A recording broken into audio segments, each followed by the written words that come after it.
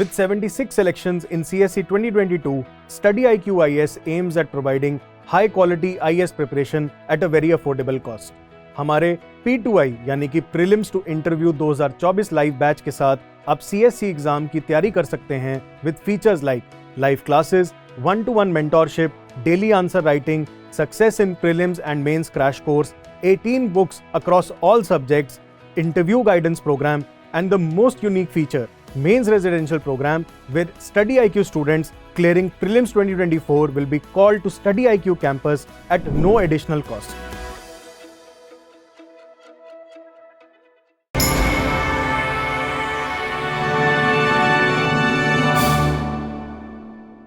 Hello everyone, I am Kasturi Panda. I belong to the state of Odisha. मेरी background engineering में है from NIT.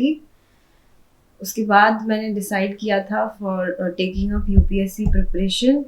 मैंने पहला attempt अपना 2020 में दिया था, in which I reached till the interview round. और ये मेरा UPSC 2020 मेरा सेकेंड अटेम्प्ट रहा है. मेरी ऑप्शनल सोशियोलॉजी थी. मैं अभी आपसे अपनी स्ट्रैटेजी शेयर करने वाली हूँ. इसकी ये आप रिलेटेबल लगे तो आप इसको एडवाइस समझ के ले सकते हैं, बट उसके पहले मैं 3 डिस्क्लेमर दे देती हूँ. ये स्ट्रैटेजी आपको सिर्फ तभी सूट करेगी अगर आप सेल्फ स्टडी कर रहे हैं, दिल्ली नहीं जा रहे हैं, और ऑब्वियसली आपकी ऑप्शनल सोशियोलॉजी है. पहले चीज़ मैं फर्स्ट कवर करना चाहूँगी कि ऑनलाइन प्रिपरेशन GS की सेल्फ स्टडी से कैसे करना होता है, क्या रिसोर्सेज अवेलेबल होते हैं. अक्सर aspirants I have got few different questions कि पूरी तरह से रीजनल कैंडिडेट्स जो है वो प्रिपरेशन घर से बैठ के कैसे करें, दिल्ली नहीं जाके. शुरुआत की बात करूं तो आप पहले NCERTs उठाइए. सारी NCERTs इम्पॉर्टेंट नहीं है, आप थोड़ा सा टाइम देके डिसाइड कर सकते हैं. मे बी जो क्लास 6-7 की है वो इतनी इम्पॉर्टेंट नहीं है, फिर भी अगर आपको किसी सब्जेक्ट में बहुत ज़्यादा डिफ़िकल्टी हो रही है समझने में, तो आप उसको 1-2 बार रीडिंग लगा सकते हैं टू अंडरस्टैंड कि वो सब्जेक्ट की डिमांड क्या होती है. बुक लिस्ट पहले शेयर करना चाहूँगी. NCERT के लिए मैंने हिस्ट्री पढ़ी थी, ज्योग्राफी पढ़ी थी, और इकोनॉमिक्स की सिर्फ क्लास 11 की बुक पढ़ी थी. इकोनॉमिक्स वाली बुक सिर्फ रीडिंग वाली थी, उसको मैंने रिवाइज या नोट मेकिंग के लिए यूज़ नहीं किया था. सब्जेक्ट वाइज अगर बात करूँ, हिस्ट्री का मैंने बताया क्लास 11-12 की ओल्ड NCERT ली थी, बट अभी I suggest based on evolving the prelims and mains paper, आप तमिलनाडु वाली बोर्ड की वो बुक उठाएं. उसमें डिटेल्स ज़्यादा हैं. वो मैंने इस बार प्रीलिम्स के एंड की तरफ एक बार बस रीडिंग किया था, and I found out to be more content rich and interesting to read. Geography के लिए मैंने क्लास 11-12 की NCERT ली, और साथ में मैंने यूट्यूब में फ्रीली अवेलेबल है राजतनिल मैम के लेक्चर वीडियोस, उसको एक बार देखा था इन फास्ट फॉरवर्ड. बैठ के लंबा टाइम देखा नहीं जाता मुझसे, and that was also reason मैंने क्लासरूम कोचिंग नहीं ली थी. आपको चाहिए तो आप मैंने भी डाउनलोड किया था mrunal.org वेबसाइट पे. उनके PPTs भी फ्रीली अवेलेबल है, उसको डाउनलोड कर सकते हैं. मैंने भी वो रख के बार बार उसी को रिवाइज किया था. Then coming to polity, Laxmikanth की कोई रिप्लेसमेंट नहीं है टू अंडरस्टैंड द बेसिक्स. फिर भी अगर Laxmikanth is a bulky book, overwhelming लगे तो आप क्लास 11 वाली NCERT एक बार ट्राई करके देख सकते हैं. वहाँ से नोट्स बनानी ज़रूरी नहीं है, लेकिन कॉन्सेप्ट्स को समझिए. जैसे प्रीलिम्स में पॉलिटी के क्वेश्चन अक्सर कंफ्यूजिंग आते हैं, चारों ऑप्शन में से सारे ही सही लगते हैं.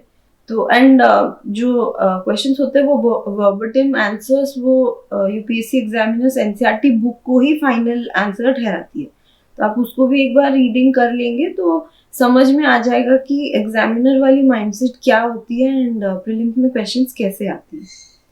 कमिंग टू फिर जो छोटे छोटे टॉपिक्स थे जैसे कि governance, international relations, internal security, जो मेंस में अक्सर आती है. प्रीलिम्स में कभी कभी 1-2 क्वेश्चंस पूछ लेते हैं, जैसे समिट हो या कोई कन्वेंशन हो गया. ये सब के लिए मैंने करंट अफेयर्स वाली PDF यूज़ किया था. इकोनॉमिक्स के लिए मैंने पूरा मृणाल सर के जो नोट्स थे, इट्स वेरी कॉम्प्रिहेंसिव और बहुत बड़ा होता है. रिविजन कैसे करना है मैं आऊँगी उस पर, वो मैंने पूरा किया था. एंड उसी में ही बहुत कुछ कवर हो जाता है, जैसे सोशल इश्यूज, पॉलिटी के कुछ करंट अफेयर्स या इंटरनेशनल रिलेशंस जो भी इकोनॉमी रिलेटेड है, ये सब मृणाल सर के नोट से मेरे कवर हो गए थे। देन एनवायरमेंट वाली बुक, तो उसमें मैंने शंकर एकिस की किताब आती है मार्केट में, द बेसिक अंडरस्टैंडिंग डेफिनेशन क्या है, मैनग्रोव्स क्या होते हैं, कहाँ कहाँ सिचुएटेड होते हैं, the difference between estuary delta, ये सब समझने के लिए मैंने वो वाली बुक यूज़ की थी। एंड 2 इम्पॉर्टेंट चैप्टर्स हैं उसमें जो एंड की तरफ आते हैं।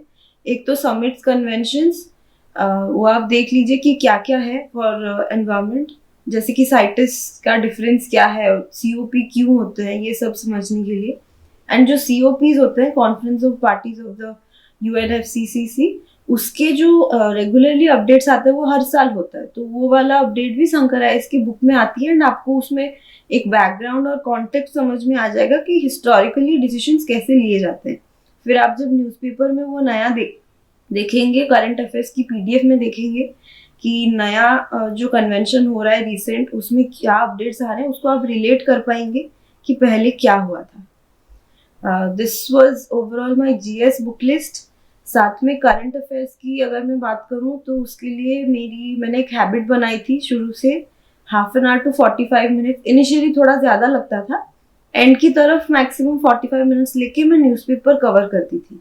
वो वाले टाइम आई एंश्योर्ड कि वो थोड़ा पीसफुल हो एंड कोई डिस्ट्रैक्शन ना हो उसको, because I decided not to make notes, क्योंकि नोट्स हर दिन बनाएंगे तो बहुत बढ़ते जाते थे। तो मैंने उसको अच्छे से बस न्यूज़पेपर को I used to give 30 to 45 minutes in a day and उसको पढ़ती थी। उससे नोट्स नहीं बनाया। डिवीजन की and also current affairs PDF का मंथली जो कंपाइलेशन आता है, आप किसी भी कोचिंग का यूज़ कर सकते हैं, सारे ही अच्छे होते हैं। मैंने पर्सनली विजन का यूज़ किया था, उसको भी रीडिंग किया था। एंड पढ़ते वक्त आई यूज टू हाईलाइट कि क्या क्या इंपॉर्टेंट है। उससे हेल्प होती है कि थोड़ा थोड़ा सा दिमाग में रिटेंशन, मतलब इंफॉर्मेशन बैठने लगती है कि ये है। उसको मैंने कभी रिवाइज नहीं किया। फिर आप एक ऐसे देखेंगे तो करंट अफेयर्स तो 2 बार कवर हो गए, एक बार न्यूज़पेपर में, एक बार मंथ एंड में वो PDF में। याद रखने की टेंशन आप फर्स्ट डे से ना लें, वो धीरे धीरे दिमाग में बैठने लगेगी जब आप रिविजन करेंगे। एंड रिविजन के लिए use to use the compilations जो होते हैं पूरे ईयर लॉन्ग, जैसे कि प्रीलिम्स के लिए PT 365 विजन का मैंने यूज किया था, एंड मेंस के लिए मेंस 365। मेंस 365 से ही मैंने अपने जो मैंने छोटे छोटे टॉपिक्स बताए, IR हो गया, इंटरनेशनल रिलेशन, सिक्योरिटी हो गया, सोशल इश्यूज हो गया, वो सब से ही मैंने अपना कंटेंट या बेसिक फैक्ट्स या फिगर्स जो भी वो सब उठाया था। ये हुई करंट अफेयर्स की। करंट अफेयर्स के बारे में एक चीज़ और बोलूँगी कि इसको एक सेपरेट सब्जेक्ट ना समझे।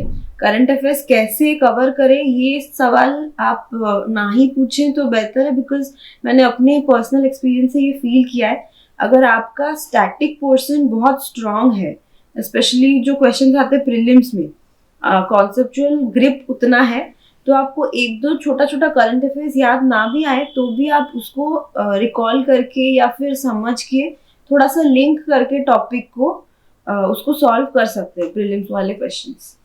अगर मैं बात करूँ प्रीलिम्स की स्ट्रैटेजी की, तो मेरी अंडरस्टैंडिंग ये थी कि based on the topper strategies, मैंने पहले बहुत सारे देखे हुए थे to devise my own plan. 2-3 महीने में दोनों बारी प्रीलिम्स के लिए मैंने सिर्फ फुल लेंथ टेस्ट देने के लिए रखा हुआ था 2-3 मंथ्स। हालांकि एक चीज़ हुआ कि जो कोविड आया तो 2020 वाला अटेम्प्ट पोस्टपोन हुआ था 4-5 मंथ्स, तो वो टाइम घर पे बैठ के मैंने यूटिलाइज किया। अपीयर्ड अराउंड 50 to 55 प्रीलिम्स के फुल लेंथ टेस्ट। इससे मेरी प्रीलिम्स वाली जो प्रिपरेशन थी बहुत ही डिटेल्ड, बहुत ही कॉम्प्रिहेंसिव हो गई।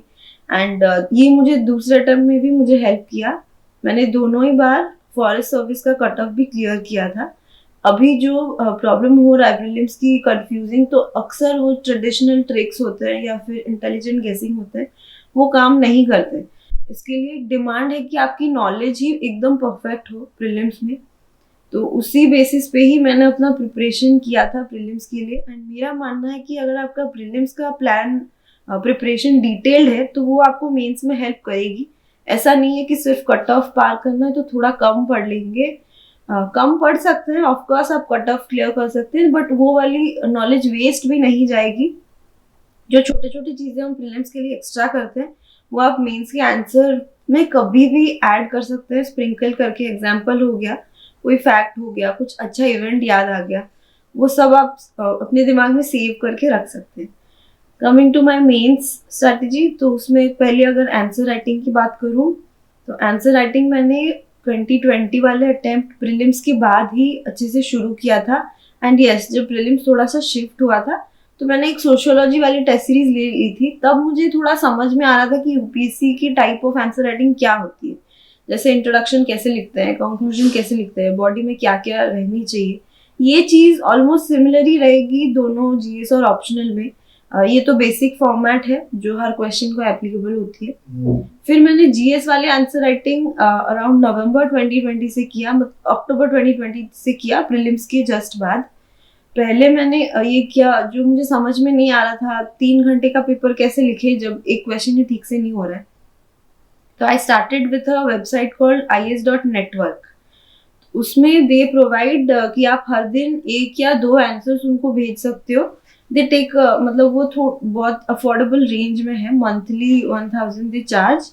आप हर दिन 2 क्वेश्चंस भेज सकते हो और मंथली 4 एसेज भी चेक करवा सकते हो वंस पर वीक। उसमें ये फायदा हुआ, जो फीडबैक मुझे मिली तब मुझे समझ में आया कि एग्जैक्टली डायग्राम कैसे बनाना है, मैप कहाँ पे बनाना है, कहाँ कितना आंसर लिखना है, पॉइंट वाइज आंसर्स कैसे लिखना है। बहुत ज़्यादा कंटेंट अगर आपके पास हो उसको एकदम स्क्वीज करके कम स्पेस में कैसे दिखाना है, ये सब मैंने वो 1 महीने करके, पूरा कंटिन्यूस भी नहीं करती थी। हर दिन वाला डिसिप्लिन करना रखना डिफिकल्ट होता है अगर आप घर से प्रिपेयर कर रहे हैं। एंड वैसा ऐसा नहीं है कि हर दिन भी सेम हो, 10-12 घंटे बैठ गए, तो इट डिपेंड्स। मैंने अराउंड 20-22 डेज उसका यूटिलाइज किया था अच्छे से, and then I was getting a hang of what exactly is answer writing. Then I decided कि I will take a test series full length वाली। तो मैंने फॉरम आईज की टेस्ट उठाई थी जीएस मेंस के लिए। वो टेस्ट में it's a set of 8 full length test, 2 पर जीएस पेपर। तो वो जब शुरू किया था तो मैंने initial I couldn't finish the paper in 3 hours, एक पेपर देने के बाद। And then I was looking कि बस 3 घंटे में खत्म करने के बहाने I was writing half a page, 1 page से मेरी कंटेंट पे ग्रिप नहीं थी। देन आई रियलाइज्ड कि I need to focus more on content revision and quality of answers. तो मैंने इनिशियली टाइम पे ध्यान देना बंद कर दिया था, जो मैं बात कर रही हूँ नवंबर 2020 से बाद वाला फेज अप टू मेंस। तो आई स्टार्टेड मेकिंग, मतलब कलेक्टिंग फैक्ट्स, फिगर्स, एग्जांपल्स, जो क्या क्या करूँ। बार बार I was using the basic books, revising. बहुत सारे टॉपर कॉपीज मैंने डाउनलोड किए थे, विजन और फॉरम की वेबसाइट में आपको फ्रीली मिल जाएंगे, देखने के लिए कि एक्चुअली जो हाई मार्क फिचिंग आंसर्स वो कैसे होते हैं, टॉपर्स कैसे लिखते हैं। मैंने विजन वाली वैल्यू एडेड मटेरियल्स भी जो फ्रीली अवेलेबल है उनके वेबसाइट पे वो भी लिया था टू कलेक्ट। मतलब अगर किसी का इंट्रोडक्शन नहीं मिल रहा है, इंट्रोडक्शन में कैसे डेटा के साथ शुरू करना चाहिए। अगर GS2 का पेपर हुआ पॉलिटी के क्वेश्चंस, तो आप किसी करंट अफेयर्स वाले रिलेटेड इवेंट या फिर कोई सुप्रीम कोर्ट जजमेंट से भी शुरू कर सकते हैं आंसर को। This I use to do. मुझे फिर भी 1-1.5 महीना ये लगा कि मैं अपना कंटेंट रिच करूं एंड रिवीजन करके सब कुछ रिटेंशन हो। एंड में मुझे ज़्यादा टाइम नहीं मिला था, मतलब to practice of full length test in 3 hours. जो 8 फुल लेंथ टेस्ट थे वो मैंने सारे डिवाइड करके मैं दे रही थी, लाइक एक दिन में 1 घंटा, कुछ फ्यू क्वेश्चंस। उसमें भी मुझे लग रहा था कि 4-5 घंटे लग रहे हैं टोटल। तो उसको मैंने शुरुआती टाइम पे ध्यान नहीं दिया था, but in the end I managed. मैंने एक सिमुलेशन वाला टेस्ट दे दिया था जो अवेलेबल था शंकर आइल्स का, to like finish time slot रख के कि 3 घंटे में एक पेपर खत्म हो जाए। And in the end GS mains में मेरी खत्म हो भी गई थी सारे 3 papers, including essay as well. एक एडवाइस मैं मेंस के लिए सेपरेटली दूंगी apart from what I covered of GS. ये मेरी बेस ओवरऑल स्ट्रैटेजी थी। एक चीज़ हम अक्सर भूल जाते हैं, taking care of our health. ये बहुत इंपॉर्टेंट है।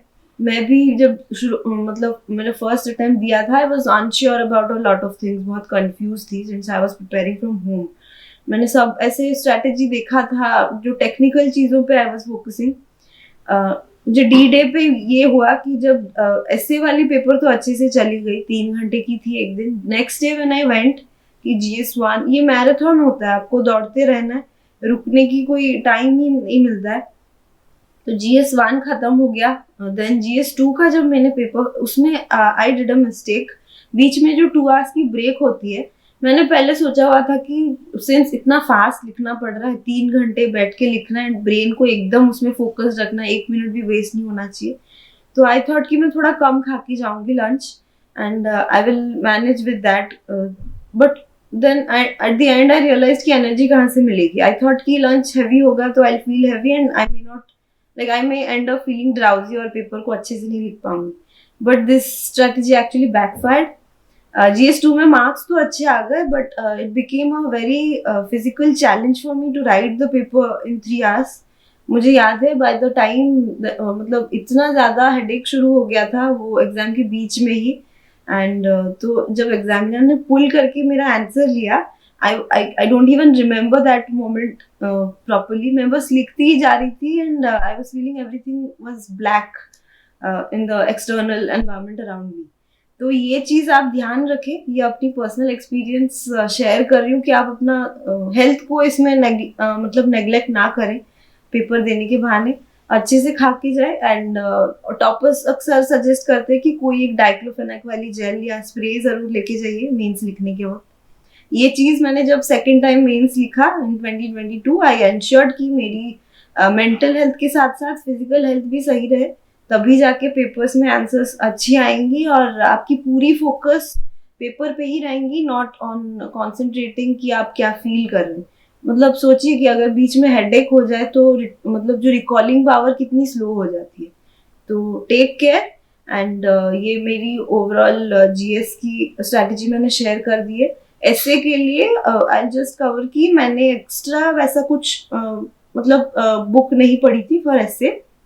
इट वॉज मोस्टली जो GS की प्रिपरेशन थी उसमें वो सारे मैंने थोड़े से कंपाइल करके थोड़े से A4 शीट्स में लिख दिए थे कि ये कीवर्ड्स, ये फ्रेजेस, ऐसे सिमिलर ऐसे टॉपिक्स आएंगे, तो मैं स्क्रिबल करती थी। एंड पहले अटेम्प्ट में मैंने टेस्ट सीरीज जो फॉर्म के साथ ही मुझे मिल गया था, दूसरे में मैंने 3-4 ऐसे की प्रैक्टिस कर ली थी। दोनों ऐसे मैंने एनेक्डोट से ही शुरू किया। आई डेंट यूज कोट्स बिकॉज थोड़ा याद रखने में प्रॉब्लम हो रहा है ना। आप कैसे भी शुरू कर सकते हैं, ऐसा कोई हार्ड एंड फास्ट रूल नहीं है। एंड जिनके हाई मार्क्स हैं ऐसे में आप उनकी स्ट्रैटेजी बेटर फॉलो कर सकते हैं। Thank you.